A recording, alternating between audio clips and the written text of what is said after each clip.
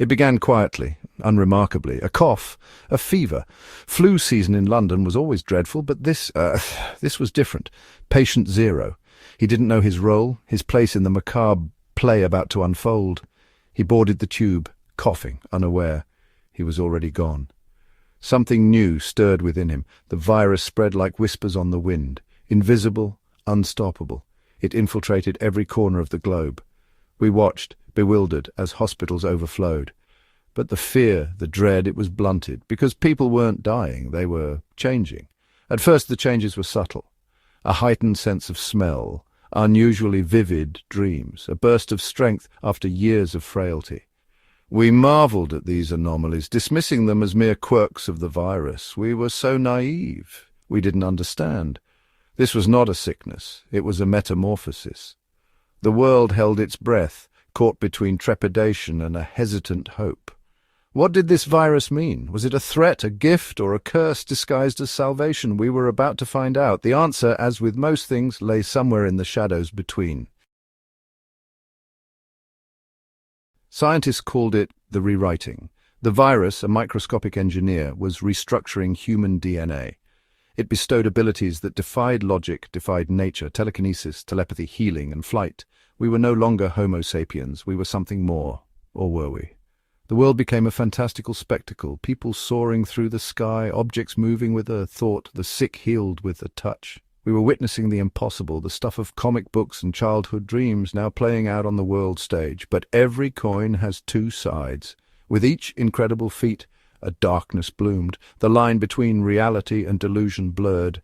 The virus, it seemed, was a double-edged sword. It gave with one hand and took with the other. And what it took was far more precious than what it gave. The world was changing, morphing into something new, something unknown. The future, once predictable, was now a vast uncharted sea, and we were all adrift in its turbulent waters. The whispers started subtly. A news report about a telekinetic man convinced he was a god holding his family hostage. A young woman with pyrokinesis burning down her house because she believed it was possessed. Isolated incidents, they said, unrelated. But the cracks were spreading. The more potent the powers, the more fragile the mind seemed to become. The virus, it seemed, had a twisted sense of humor. It granted extraordinary abilities only to unravel the very fabric of the mind that wielded them. It was as if the human psyche, so used to its limitations, couldn't handle the immense weight of its newfound potential. Fear replaced wonder, the line between hero and villain blurred. The world watched, holding its breath as the once fantastical abilities began to appear more and more sinister. The virus, it seemed, was not the gift we thought it was.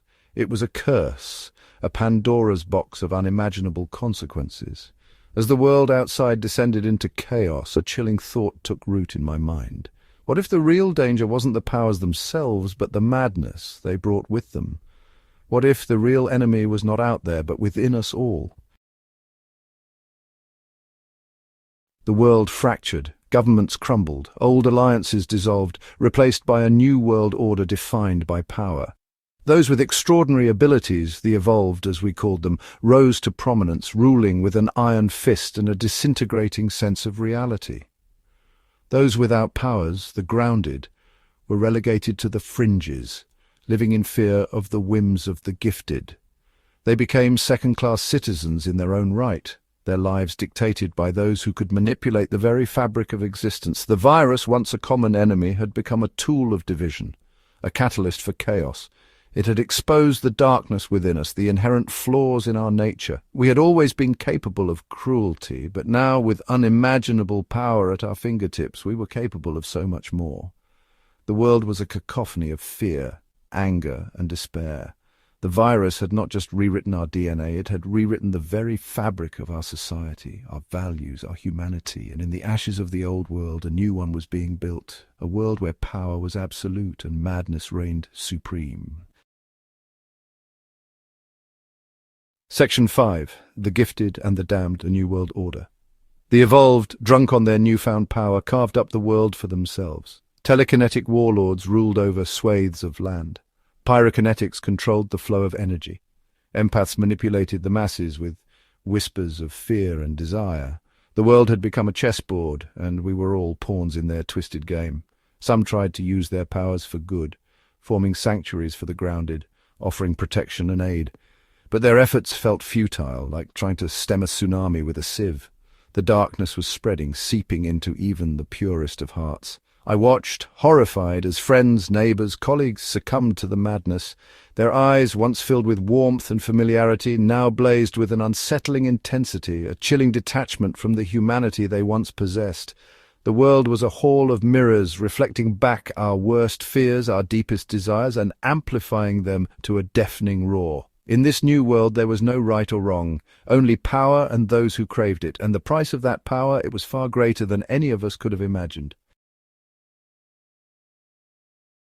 Section 6. The price of power, sanity's faint grip. The more powerful and evolved became, the further they drifted from their humanity. It was a slow, insidious decay, a gradual erosion of empathy, of reason, of everything that made them human. They became slaves to their powers, their minds warped by the very abilities that set them apart. Some embraced the madness, reveling in the chaos and destruction they could unleash. Others fought it, clinging desperately to the remnants of their sanity, haunted by the atrocities they committed in their moments of weakness. I saw it firsthand, the despair in the eyes of a telepath, forced to hear the darkest thoughts of every mind around him, the guilt that consumed a healer, forever burdened by the pain and suffering she absorbed from others. The virus, it seemed, was not just a physical affliction, it was a spiritual poison, slowly corrupting the soul. We had traded our humanity for power, our sanity for a taste of the extraordinary. And in doing so, we had condemned ourselves to a fate far worse than death, a living nightmare where the lines between hero and villain, saviour and destroyer, blurred into oblivion. Section 7. Echoes of ourselves lost in the reflection. The world became a distorted reflection of its former self. Cities, once bustling with life, now stood as crumbling monuments to our hubris. The air, once filled with the sounds of laughter and music, now crackled with the energy of powers unleashed and the screams of the innocent caught in the crossfire.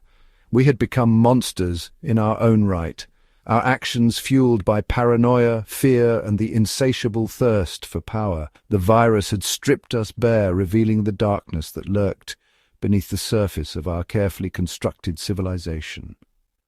There were moments, fleeting and precious, when I glimpsed the echoes of the people we once were, a telekinetic using his powers to rescue a child from a burning building, an empath calming a crowd driven to madness by fear. These acts of kindness, of humanity, were like glimmers of light in the encroaching darkness, reminding us that not all was lost. But these moments were becoming increasingly rare, snuffed out by the ever-present shadow of madness that loomed over us all. The virus had changed us, irrevocably. The question was, could we find a way back from the brink? Could we reclaim our humanity from the ashes of our own destruction? Section 8. The Reckoning. Can we come back? The realization hit me with the force of a physical blow. We had been so focused on the extraordinary, so captivated by the spectacle of it all, that we had failed to see the truth. The virus wasn't the enemy, we were. Our greed, our lust for power, it had corrupted us, turned us against one another. The virus had merely provided the means. It was our own flawed nature that had brought us to this precipice. The only way forward, I realized, was to confront the darkness within ourselves, to acknowledge the monsters we had become, and fight to reclaim the humanity we had lost. It wouldn't be easy. It would require sacrifice, forgiveness, and an unwavering belief in the possibility of redemption. Could we do it? Could we overcome the virus, not by fighting it, but by conquering the darkness it had unleashed within us?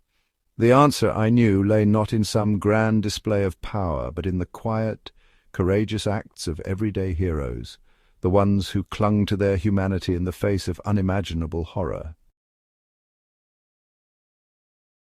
Section 9. The Silence After. A new hope, a new fear. The world is quieter now. The battles have subsided, the cries of madness hushed. A tense calm has settled over the ruins of our civilization. The virus, it seems, has run its course. The rewriting has ceased. No new cases, no new powers, just the echoes of what was and the uncertainty of what will be. We are left to pick up the pieces, to rebuild from the ashes.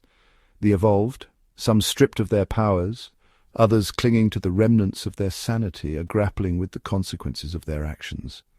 The grounded, forever changed by the horrors they witnessed, are struggling to find their place in this strange new world. There is hope, fragile and flickering, but hope nonetheless. A hope that we can learn from our mistakes, that we can build a better future, one where power is tempered by compassion and where humanity, in all its flawed glory, prevails. But there is also fear, a fear that the silence won't last, that the virus is merely dormant, waiting for the right moment to re-emerge, a fear that the darkness within us, though subdued, is not extinguished. We are left staring into the abyss of our own creation, uncertain of what the future holds, but forever marked by the scars of the rewriting.